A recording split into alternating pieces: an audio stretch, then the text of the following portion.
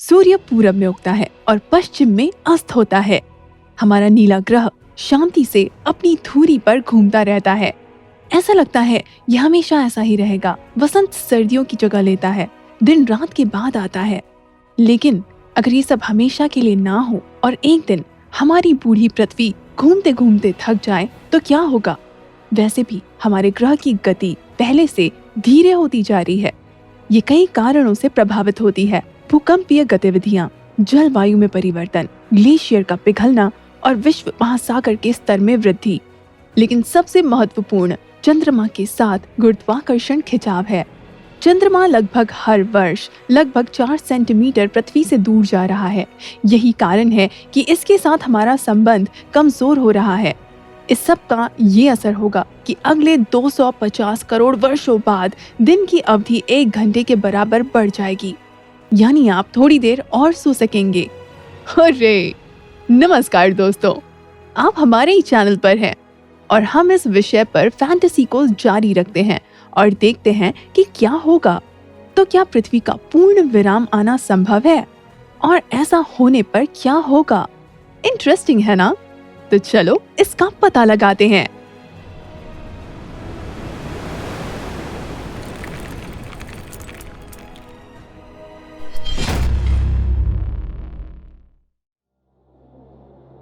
Soft stop. एक बार को मान लेते हैं कि पृथ्वी धीरे धीरे रुकेगी।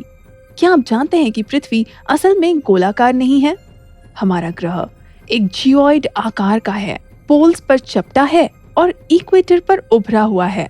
अगर पृथ्वी धीरे धीरे अपनी धुरी के चारों ओर घूमना बंद कर देगी तो इक्वेटर का उभार दब जाएगा और ये ग्रह सही मायने में एक गेंद का आकार ले लेगा।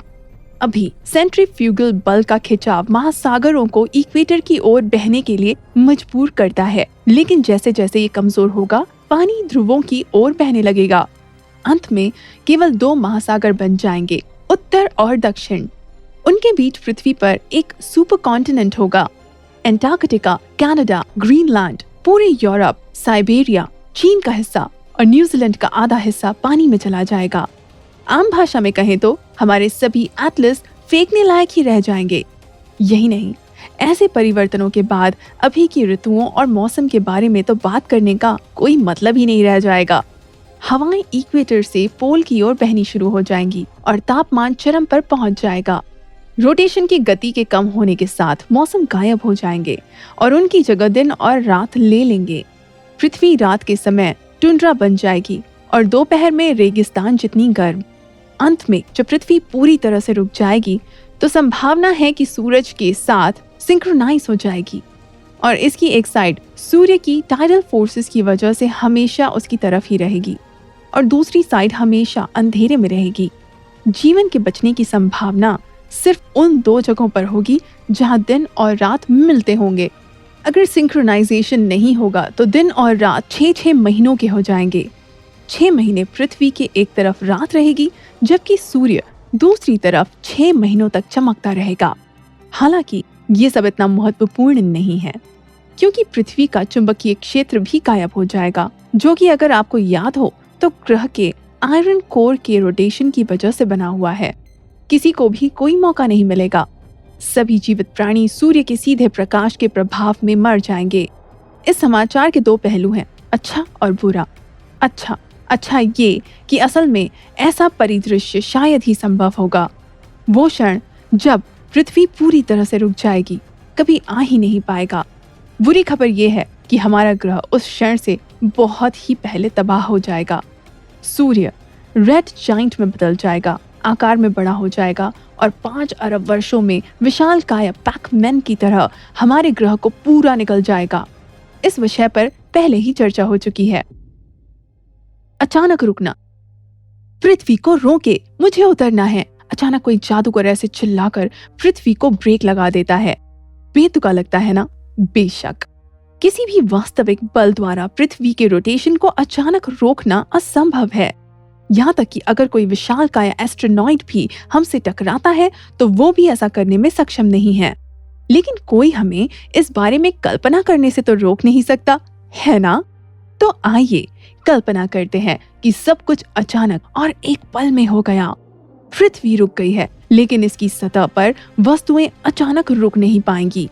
ये किसी तेज चलती बस के अचानक रुकने की तरह ही है। जब गलियारे में खड़े लोग एक दूसरे पर गिरते हैं तो सब कुछ जो जमीन में एम्बेडेड नहीं है, अपनी इनर्शिया की वजह से पूरब की तरफ उड़ने लगेगा।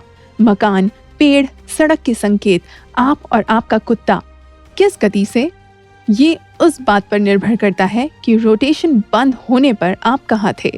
इक्वेटर पर रहने वाले लोग सबसे कम भाग्यशाली हैं। वे 1670 किलोमीटर प्रति घंटे की स्पीड से उड़ने लगेंगे। हालांकि ये स्पीड अंतरिक्ष में उड़ान भरने के लिए तो काफी नहीं है, लेकिन अगर आप हल्क नहीं हैं तो आप शायद ही इस प्रकार की तबाही से बच सकते हैं। लेकिन पोल्स पर पृथ्वी के घूमने की गति 0 के बराबर थी, इसलिए उनके करीब प्रभाव उतना ही कम होगा। पोल्स पर रहने वाले जीव शायद कुछ महसूस ही नहीं करेंगे। वे सुरक्षित रहेंगे, लेकिन लंबे समय तक नहीं। महासागर भी चलते रहेंगे। लगभग 1 किलोमीटर ऊंची दानवी सुनामी सभी महाद्वीपों को धो देगी और फिर सारा पानी पोल्स की तरफ बह जाएगा, जैसा अभी थोड़ी देर पहले देखा था, जिस वजह से पोल्स पर बचे हुए जीवित प्राणियों को जल्दी एक झुंड में इकट्ठा होना पड़ जाएगा। कुछ ऐसा ही वायुमंडल के साथ भी होगा। इनर्शिया उसे खींचेगी और वो ग्रह के चारों ओर कई बार चक्कर लगाएगा। इस वजह से तूफानी हवाएं चलेंगी, जब बम के विस्फोट के बराबर ताकतवर और विनाशकारी होगी। वो सब कुछ नष्ट कर देगी जो पृथ्वी के अचानक रुकने के बाद बच भी गया होगा।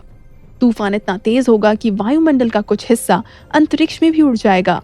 हवाई जहाज में बैठे यात्रियों के पास बचने का बहुत ही कम मौका होगा और फिर रनवे पर कोई भी उनके लिए इंतजार नहीं कर रहा होगा। बाकी सब कुछ पहले वाले विकल्प की तरह ही होगा। रात और दिन 6-6 महीनों तक चलेंगे। ग्रह का एक पक्ष 6 महीने के लिए अंधेरे में डूब जाएगा और बाकी के 6 महीने चिलचिलाती धूप की गर्मी से सब कुछ नष्ट हो जाएगा।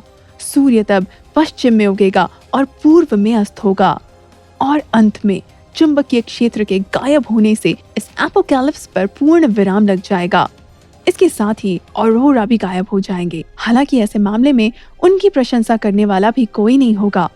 कॉस्मिक रेस के असर में कोई भी प्राणी जीवित नहीं बच पाएगा और अंततः चंद्रमा पृथ्वी पर गिर जाएगा, लेकिन ये फौरन नहीं होगा। इसलिए जब तक हमारा उपग्रह हमसे टकराएगा, तब तक हमारा ग्रह एक सामूहिक समाधि की तरह दिखाई देगा। सूर्य के चारों ओर घूमने की गति का रुकना। हमारा अगला परिदृश्य पूरी तरह से काल्पनिक है, लेकिन क्या होगा अगर पृथ्वी सूर्य के चारों ओर घूमना बंद कर देगी? चलिए अभी सब समझते हैं। हालांकि ऐसा किसी भी परिस्थिति में संभव नहीं हो सकता, इसलिए ये सिर्फ एक काल्पनिक प्रयोग ही होगा। अभी पृथ्वी 30 किलोमीटर प्रति सेकंड की गति से सूर्य के चारों ओर घूमती है। जब ये अचानक रुक जाएगी तो इसकी सतह पर मौजूद हर चीज इनर्शिया की वजह से उसी गति से उड़ने लगेगी। पृथ्वी की गति की दिशा में आगे वाली तरफ जो भी चीजें होंगी वो जड़ से उखड़ जाएंगी और अंतरिक्ष में उड़ जाएंगी। पृथ्वी पर पीछे की तरफ सब कुछ ढह जाएगा और सारे जीव पिच के गुब्बारे की तरह जमीन पर चिपक जाएंगे। यदि पृथ्वी धीरे धीरे रुकेगी तो एक वक्त ये अपनी कक्षा छोड़ देगी और सूर्य के गर्म आलिंगन में गिरना शुरू हो जाएगी। वैज्ञानिकों का अनुमान है कि इस तरह की यात्रा में हमारे ग्रह को लगभग 65 दिन लग जाएंगे और हमारी अंतिम यात्रा इतनी सुखद नहीं होगी। जैसे जैसे पृथ्वी सूर्य के नजदीक जाएगी, इसकी सतह अधिक से अधिक गर्म होती जाएगी। इस घातक क्रूज के 1 महीने के भीतर ग्रह पर औसत तापमान 50 डिग्री तक बढ़ जाएगा। जंगल माचिस की तरह जल जाएंगे और समुद्र बुध की दिशा में पहुंचने से बहुत पहले ही उबलने लगेगा।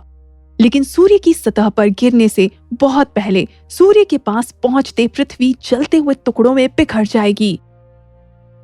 आज के लिए बस इतना ही। देखने के लिए धन्यवाद दोस्तों। असल में पृथ्वी एक विशाल टाइटैनिक है जिस पर हम अंतहीन अंतरिक्ष में बह रहे हैं और कहीं कहीं कपटी आइसबर्ग हमारा इंतजार करते रहते हैं। ना तो हम इसके कैप्टन हैं और ना ही नाविक। हम इस लाइनर को किसी भी तरह से संचालित नहीं कर सकते हैं। ज्यादा से ज्यादा हम ये कर सकते हैं कि इसके डेक को चमकाने के लिए पॉलिश करते रहें ताकि दूर तक देखकर अच्छा लगे, चारों ओर खुली जगहों को निहार सकें और अच्छे वक्त की उम्मीद रखें। हमारे लाइनर के लिए कोई भी अवरोध घातक होगी। लेकिन जब तक मोटरें ठीक है, ये सभी डरावनी बातें जो हमने आज की हैं, किसी डरावनी फिल्म से ज्यादा कुछ नहीं। तो आगे चलते हैं। अगली मुलाकात तक के लिए अनुमति दीजिए।